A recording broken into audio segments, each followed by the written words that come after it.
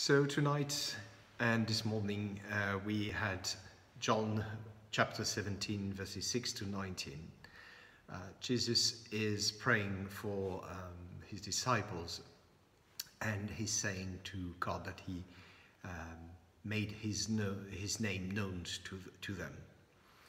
So I started to say that and to confess to my English parishioners that I'm still watching the French television, and I was explaining that every evening I watch to a broadcast that is on the French television that is called C'est dans l'air, which means it's in the air, and this is a broadcast about one of my hobby.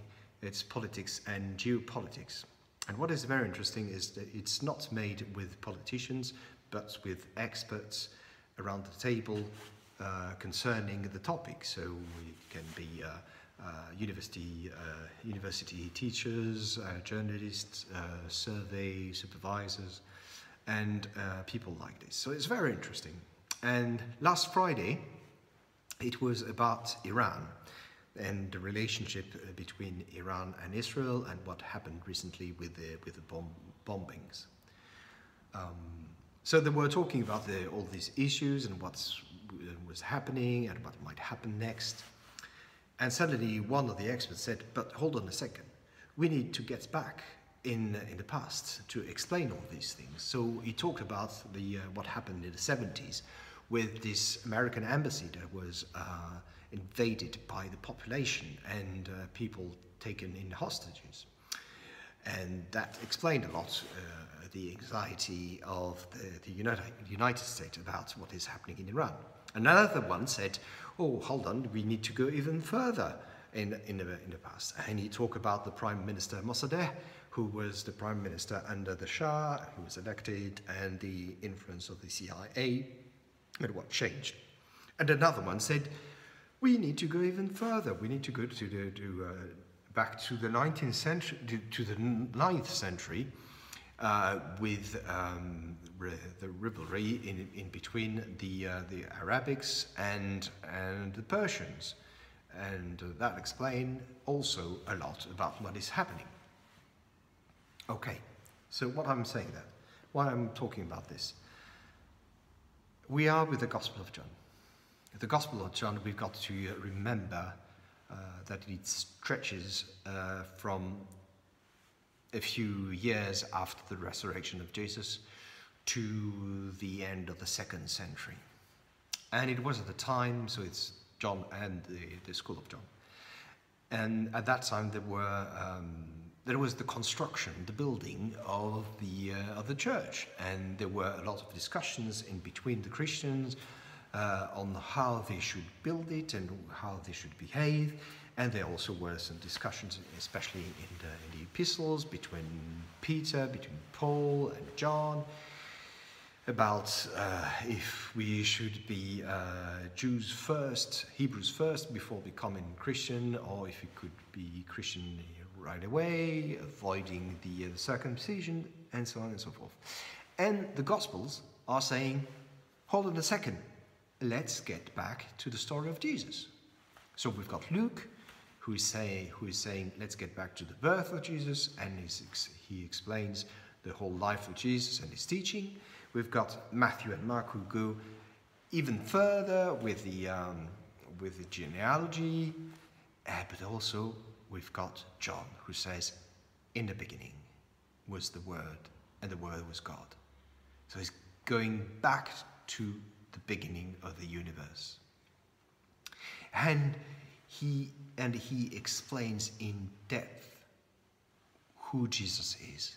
This is proper thick theology with John. So what have we got here? Jesus, according to John, Jesus is saying, I made the name of God known to my disciples. Why is it so important? What are the names? For us today, the names are just to recognize each other. But in the Jewish society, it's more than recognizing. It's knowing the person, because the name is extremely significant For instance, if I take my name, you know my name, I'm Stéphane. But for me, Stéphane, I know what it is. I know that it's a Greek word, that it means the crowned one. I know that Stéphane, Stephen, or Etienne was the first deacon of the of Christianity, and he was the first martyr as well. So it means a lot. It means more than just recognizing me. It tells a lot about me. So, at the time of Jesus and the whole Old Testament, the name of God was known but never pronounced.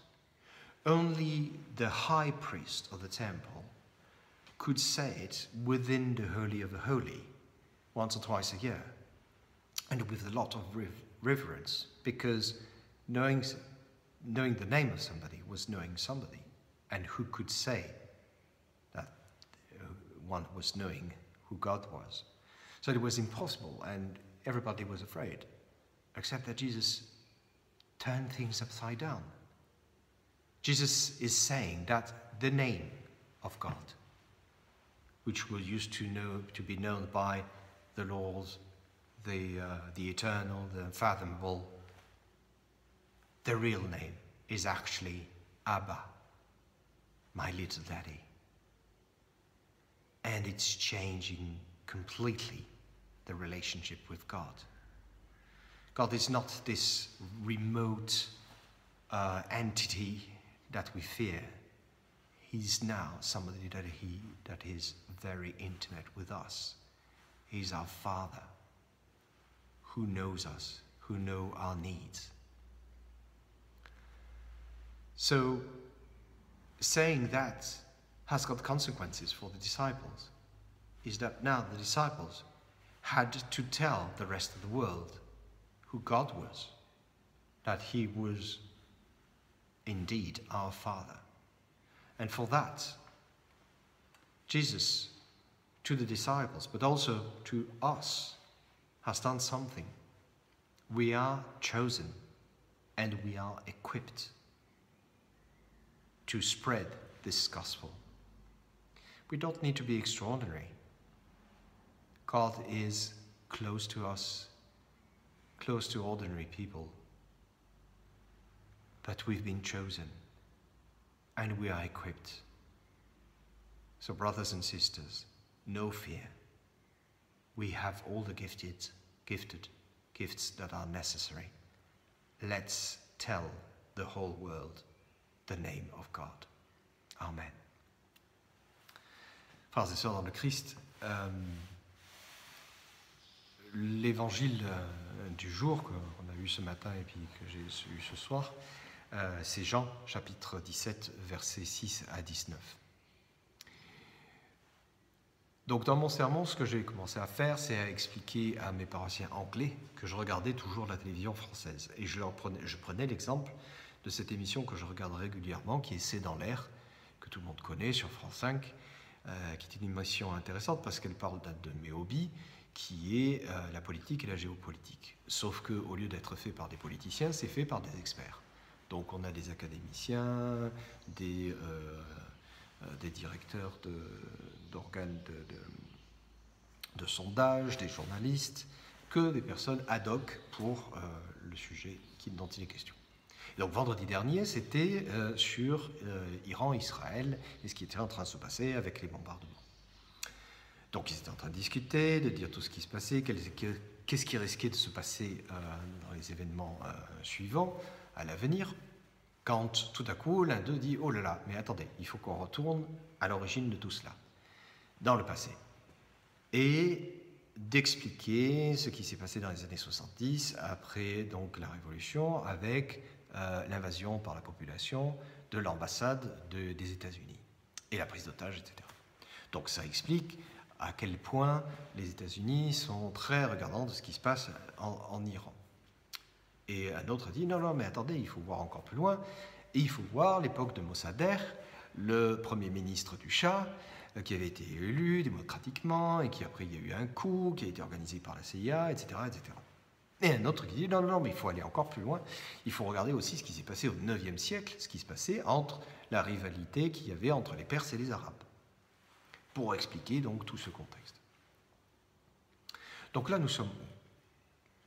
Nous sommes donc dans l'évangile de Jean. Et Jean, l'évangile de Jean, c'est un évangile qui s'étend de quelques années après la résurrection du Christ jusqu'à la fin du IIe siècle, parce que c'est Jean et l'école de Jean. Et donc c'est toute la période où l'Église est en train de se construire. Mais quand elle se construit, il y a toutes ces discussions entre les chrétiens de comment doit-on construire l'Église, quelles sont les règles, et il y a les discussions qu'on voit dans les épîtres entre Pierre, Paul, Jean. Faut-il être d'abord hébreu pour être chrétien? Est-ce qu'on peut éviter la circoncision, etc., etc. Et les évangiles sont là pour dire revenons à la source. Qui est Jésus? Qui est son histoire? Qu'est-ce qui s'est passé? Et donc on a Luc qui dit il faut remonter à la naissance de Jésus, et il explique toute la vie de Jésus et son enseignement. Matthieu et Marc disent non mais il faut remonter jusqu'à la généalogie, et ils expliquent tout ça. Et Jean dit au commencement était le Verbe, et le Verbe était Dieu. Jean retourne au commencement, au tout début, la création de l'univers. Et il nous explique vraiment en profondeur, théologiquement, qui était Jésus. C'est pour ça que l'évangile de Jean est aussi épais et compliqué à lire. Il va vraiment en profondeur de qui est Jésus. Et là, qu'est-ce que Jean est en train de nous dire? Il est en train de faire dire à Jésus, tu m'as permis de faire connaître ton nom à mes disciples. Il est en train de prier pour ses disciples et il dit ça à Dieu, tu m'as permis de leur faire connaître ton nom. Pourquoi est-ce si important de connaître le nom? Parce qu'en fait, pour nous aujourd'hui, un nom, ça sert juste à reconnaître quelqu'un. Mais dans la mentalité judaïque, le nom, c'est plus que de reconnaître la personne, c'est connaître la personne, c'est savoir qui elle est exactement. Donc je prends l'exemple pour moi, Stéphane, on me connaît par le nom Stéphane. Mais si je me mets dans cette culture-là, Stéphane veut dire beaucoup plus pour moi. Stéphane, je sais que ça vient du grec, Stéphane, ce qui veut dire le couronné. Stéphane ou Étienne, c'était le premier des diacres, le premier des martyrs de la chrétienté, donc ça a une signification très profonde pour moi. Et connaître mon nom et sa signification, c'est aussi me connaître profondément. Donc, le nom de Dieu, on savait quel était le nom de Dieu, il était écrit, mais on ne le prononçait jamais. Uniquement, une fois ou deux fois l'année, dans le Saint des Saints, par le grand prêtre du temple, était prononcé son nom, et avec énormément de déférence, parce qu'on craignait Dieu. On disait à la place... le Seigneur, l'Éternel, l'insondable, enfin tous les qualificatifs, mais on ne disait pas son nom. Or, Jésus nous apprend que son vrai nom, en fait, c'est Abba, mon papounet, mon petit papa. Ce qui change complètement notre relation à Dieu. Ce n'est plus un Dieu qui est loin, que nous craignons, c'est un Dieu qui est très proche. C'est un Père, et un Père qui nous aime, qui sait ce dont nous avons besoin. Révéler cela à ses disciples a des conséquences. C'est que maintenant, ses disciples, et aujourd'hui nous, les chrétiens, nous devons faire connaître au monde entier que le vrai nom de Dieu, en fait, c'est Papa, à travers le Notre Père. Et pour cela, nous avons été choisis.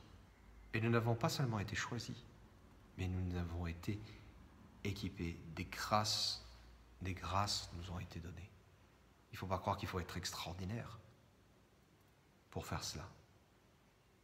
Nous sommes choisis et nous avons les grâces nécessaires pour dire au monde entier que Dieu est notre Père. Alors disons-le. Amen.